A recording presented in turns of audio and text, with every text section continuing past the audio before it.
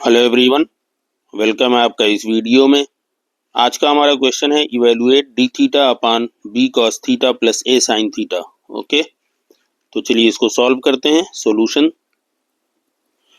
देखिए, जब इस स्टाइल में क्वेश्चन आता है तो हमें क्या करना होता है, let B is equal to are sine beta कर लीजिए एक एंगल, और यही काम ए में करना है, a equal to r cos beta. ठीक है, ये हमने अपनी तरफ से सपोज किया है। कैसे, देखिए यहाँ पे जब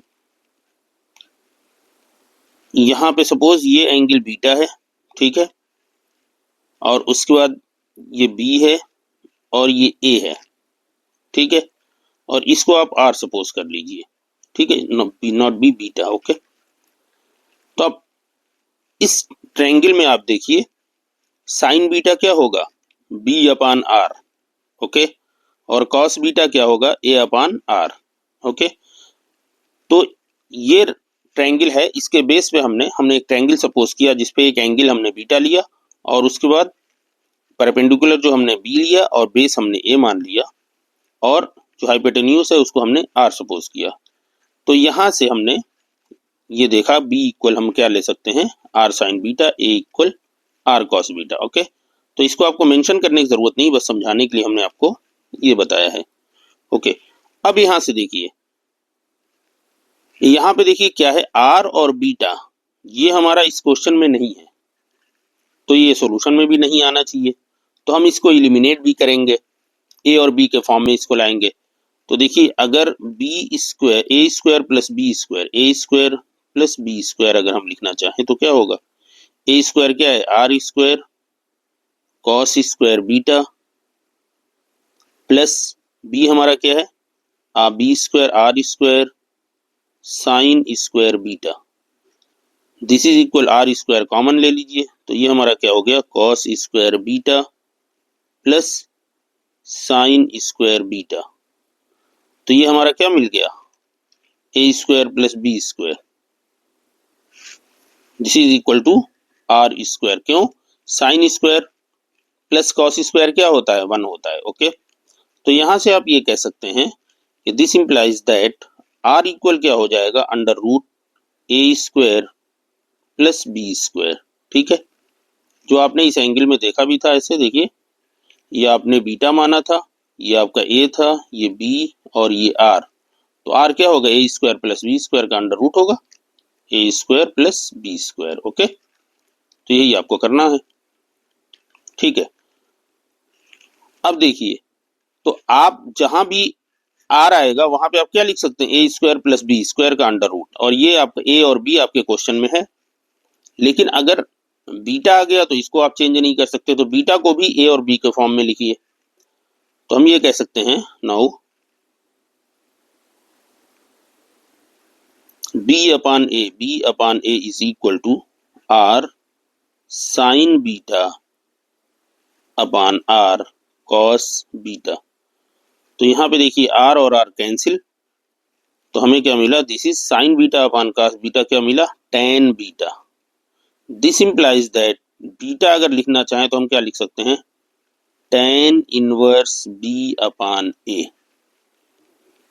ठीक है,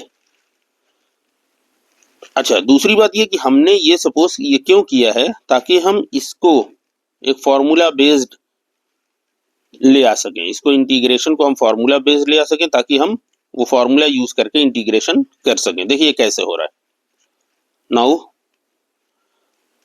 देयरफॉर लिख लीजिए, therefore integration of d theta upon b b cos theta है, b cos theta, b cos theta plus a sine theta, this is equal integration, देखिए डी थीटा है एज इट इज रहने दीजिए, इसको डिवाइड बाई बी हमारा क्या है, B है आर साइन थीटा, बी हमारा क्या है, आर साइन थीटा, और ये हमारा साइन बीटा, सॉरी, और ये हमारा cos theta as it is है। नाउ प्लस ए को हमने क्या माना था, आर कॉस बीटा, ठीक है।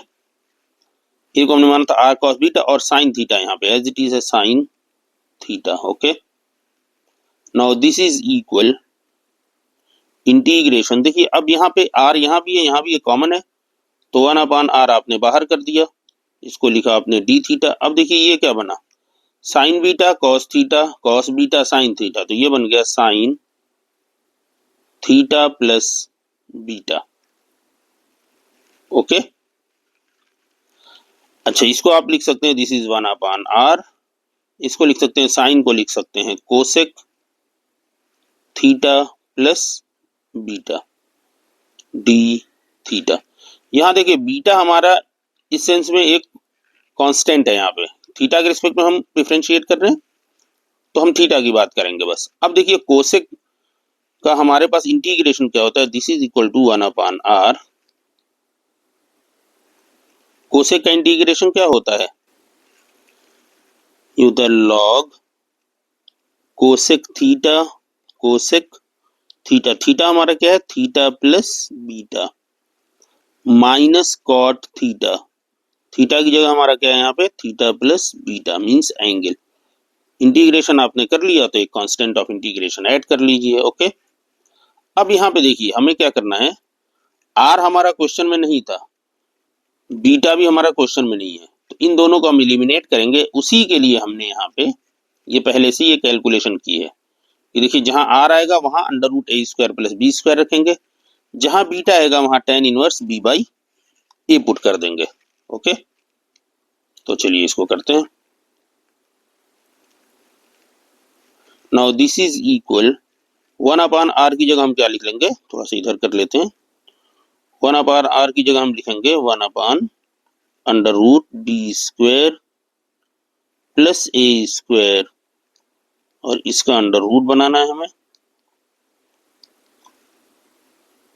Okay. Log cosec theta plus beta क्या है, beta means tan inverse b/a, okay. tan inverse b/a plus minus cot theta plus, इसको और इधर कर दीजिए थोड़ा सा, ओके, थीटा प्लस ये हमारा क्या हो जाएगा, बीटा की जगह tan इनवर्स b/a, ओके, और लास्ट में प्लस एक कांस्टेंट, ठीक है। तो ये हो गया आपका final solution, okay. This is your final solution. उम्मीद है आपको ये सॉल्यूशन अच्छी तरह समझ में आ गया होगा, ठीक है। अब यहाँ पे कोफिशिएंट कुछ भी रहे उससे हमें दिक्कत नहीं है कि यहाँ a दिया हुआ है या b है या c है, जो भी है, बस हमें क्या करना है, जब भी इस तरह का क्वेश्चन इसी स्टाइल में रहे तो आप इधर को कॉस है तो b को साइन थीटा के फॉर्म में लिखिए, a को साइन थीटा है तो इसको कॉस थीटा के फॉर्म में लिख लीजिए इस तरह, ठीक है। और उसके बाद ये जो क्वांटिटी आपने नई चूज की है r और बीटा, इसको एलिमिनेट करिए और इसको a और b के फॉर्म में लिख दीजिए, और फिर आप आसानी से इस क्वेश्चन को सॉल्व कर सकते हैं, ओके। मिलते हैं अगली वीडियो में, गुड बाय।